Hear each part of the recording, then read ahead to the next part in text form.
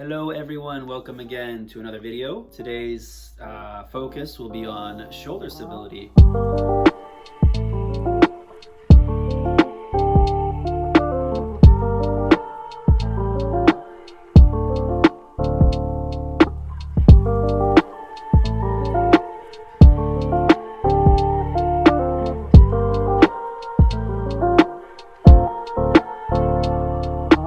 And you get this quite often, the shoulder issues where you have pain on the front side, the back side, when you're lifting, when you're holding a certain position, and it's a very difficult subject to address. However, I believe if you watch this video, you can eliminate some of those issues, hopefully. The goal is to teach you shoulder stability. Best way I like to picture the shoulder is like a golf tee and a golf ball. So golf ball is up top here in the shoulder sockets, and the tee would be the arm. Now, it's not very stable. The only thing that's really helping keep that in place are a whole bunch of tendons here and ligaments and some muscles, but it is quite a mobile joint, and you often see people dislocate their shoulders, especially those who don't strengthen them. The goal of the video is just to teach you what the shoulder is capable of doing, and at the end of it I will have some challenges that you can try. I hope you enjoy this video. Thank you very much. Let us begin. It's not easy to visualize what's going on underneath the skin, so here's a photo of the scapula. And take a look at the medial border of the scapula. I want you to pay very close attention to this area because I'm going to turn around and I'm going to show you what not to do and what I really want you to focus on. So here I am in my comfort zone without a shirt. Pay attention. Here is that medial border of the scapula, and focus on both sides. Notice what happens when I lift my arms. As you can see, the medial border of the scapula is tending to move, and that's not what we want. We don't want the scapula moving, especially when we move our arms to 90 degrees. Beyond 90 degrees, that's fine. You can have your scapula wing out. However, let's try to focus on keeping it stable. So here's what you're going to do. You're going to bring down your traps and then engage your rhomboids. So it's a very simple process of just retracting the shoulder blades, and then see if you can tell the difference here. All right, so drop those shoulders down, retract, keep those muscles engaged, and then slowly move your arms.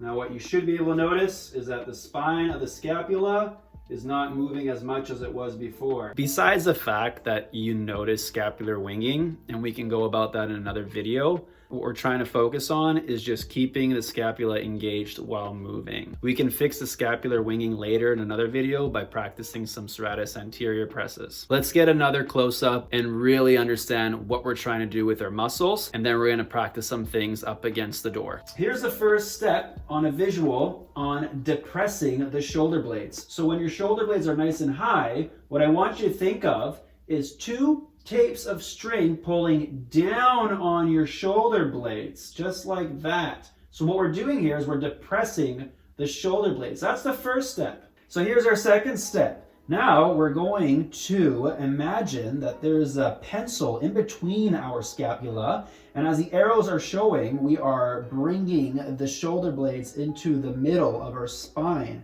So if I can try, let's see, let's put that pencil in between, see if I can pinch that pencil.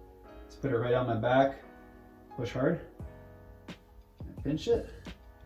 Woo! I got it! Nice!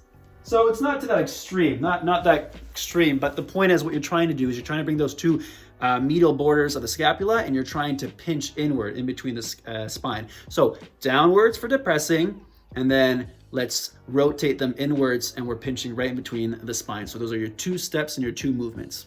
I hope now you have a better understanding as to what it means when someone tells you to stabilize your shoulders.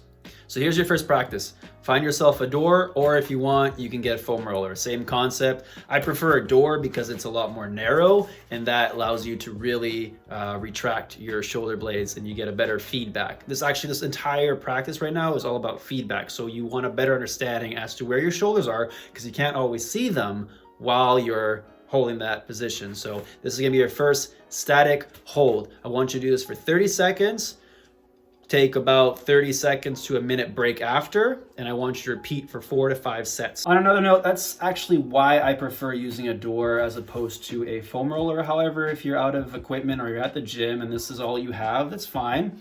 It's just that with a door, you have to retract to your full potential, whereas with the foam roller, you'll have that feedback earlier in the retraction, so it's not cheating, but you're not retracting to your full potential, and that's what we want. So practice that. Again, 30 seconds, static hold, breathe, keep your core tight too. Don't just focus on the shoulders. You can keep your core tight and you can also activate your glutes. Utilize the entire body. Well, hello down there.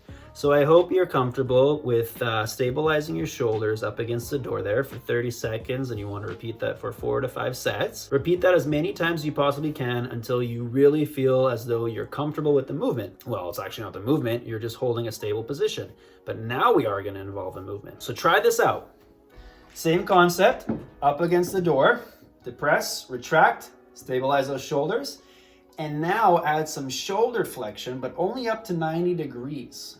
And at any time you feel as though your medial borders of the scapula are not touching the door, that's when you know that you're having difficulty with the stabilization. I would recommend repeating step 1, maybe extend for another week before you move on to the next step. Okay, so step 3, let's add some resistance. I recommend using a resistance band just because I really enjoy the fact that there's always resistance throughout the movement. And if you don't have a resistance band, that's okay. Why don't you grab yourself a can of beans? This will probably weigh around 3 to 4 pounds. What you can also do, if that's too much, fill yourself up a water bottle halfway, quarter of the way, and then progress throughout adding more water. In step 3, while adding a resistance, you can decide on whether or not you want to do reps. And if you're going to use reps, let's aim for 12 to 15, just to build the endurance in the muscle first before we consider anything on strength. It always goes in that fashion. We want to focus on the endurance first, and then we can add in the strength. So if so, 12 to 15 reps. And if you like the time, keep it at 30 seconds. Once you feel comfortable, increase the weights. Let's go on to step number 4. The 4th step is going to involve movement of the scapula. So here's where it becomes tricky, and this is the most important portion. So please make sure you complete step 1, 2, and 3 prior to number 4. Don't skip these steps because this is the most important part. When we're doing rows, when we're going to be doing our chin-ups, pull-ups, when we're doing even simple stuff like laundry, we need to teach ourselves how to reach forward. So we're going to be protracting, and then how to return back to that position, the safe position, the stable shoulder position, by retracting and depressing. Same concept, stand up against the door, all the same cues with the sacrum, hips, back, except now we're going to keep our shoulders flexed at 90 degrees, and we're going to protract, meaning we're going to reach as if we're grabbing a jar off a counter. So you're going to reach forward, but keep that mid back and neck up against the door frame. You'll notice that the medial portion of the scapula is no longer touching. From there, repeat that pattern backwards, the opposite direction, and then have the scapula, the medial border of the scapula touching. So it's going from that position that we've learned in step 1, and then reaching forward, taking the borders, the medial borders of the scapula off the door. And just repeat that back and forth for 30 seconds, or again, anywhere between 12 to 15 repetitions. This is what it looks like from a side angle. So if you notice, I'm reaching forward. Granted that my trapezius is not touching, which it shouldn't. It should just be the thoracic spine and the top of the head. But watch as I come back into my retraction and depression, I now have my shoulders in that stable position. So let's go protraction, retraction for 12 to 15 reps, or if you're comfortable with time, 30 seconds is just enough. So here's your 5th step. Let's add some resistance. Standing, as you noted, is pretty passive. You're just moving forward and back without much resistance. You'll have some tension built up on the shoulder because all that weight from the hand. That's okay. We're building some strength up in that anterior deltoid. Here's what we can do while laying down. Grab yourself a towel, fold it up, and you're just gonna lay down prone. So you're just gonna put your face down and do the exact same movements as you did up against the door, but now your hands are gonna be down by your side. A little bit easier, but now you'll feel the resistance. Notice the shoulder blades?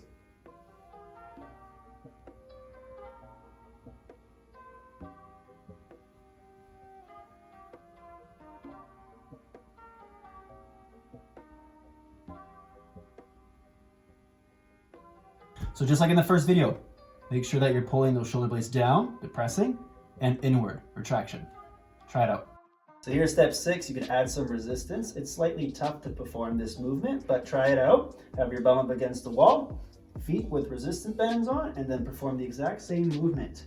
So retraction and depression. Again, if you want, you can use beans or a bottle of water.